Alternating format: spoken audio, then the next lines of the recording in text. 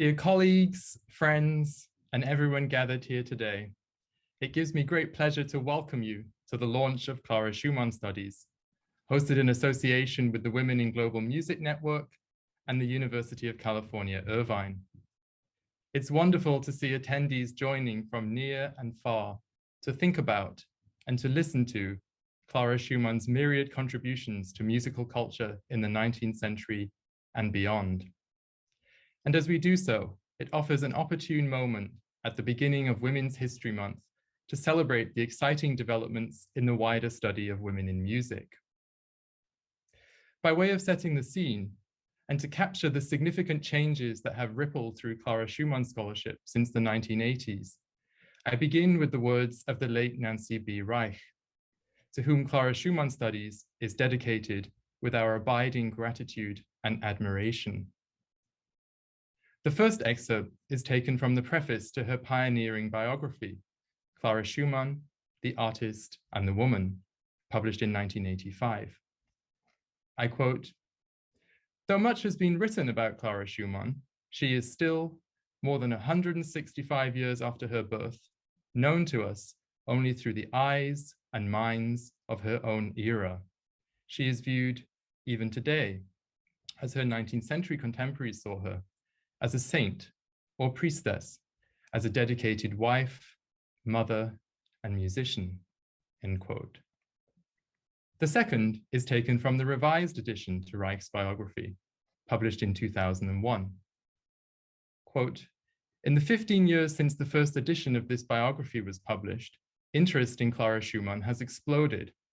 Performances, editions, and recordings of her music, films, dramas, radio and TV programs inspired by her life, piano competitions in her name, dissertations, scholarly papers, articles in the scholarly and popular presses, program notes, publication of letters, biographies in several languages, and revisionist biographies all attest to the significance of and fascination with Clara Schumann as an artist and as a woman," end quote.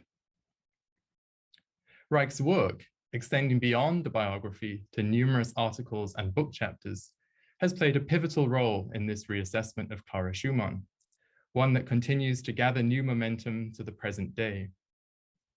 And as the details of Schumann's life come into sharper focus, so too does the multifaceted nature of her creativity, her work as a pianist, pedagogue, editor, mentor, and composer. It is in this spirit that we begin the launch with Clara Schumann's music, in a recorded performance by Lorna Griffith, Professor of Teaching on the piano faculty here at UC Irvine. Professor Griffith, who I am honored is part of the launch, has long been a pioneer of this repertoire and of music from the wider Schumann circle. Examples range from her 2008 recording with violinist Hartoon Bedelian of Robert Schumann's piano accompaniment to J.S. Bach's 6 sonatas and partitas, the first CD to include these works in their entirety, to her forthcoming recording featuring solo piano and violin duo works by Clara Schumann, Robert Schumann, and Johannes Brahms. What characterizes her performances, as we heard in a moving recital at UCI on Saturday evening, is the way in which she probes the depths of musical material, and in the case of the Schumann Circle, invites us to hear afresh the intertextual dialogues threaded throughout their music. Today, Professor Griffith brings her rich, internationally distinguished experience as a soloist, chamber musician, and pedagogue to her interpretation of Clara Schumann's piano miniatures, pieces that evoke multiple layers of meaning as they draw us into their inner worlds. With a warm welcome and expression of gratitude to Lorna for giving us this opportunity to connect words and music, to immerse ourselves in the intricacies of Schumann's compositional style.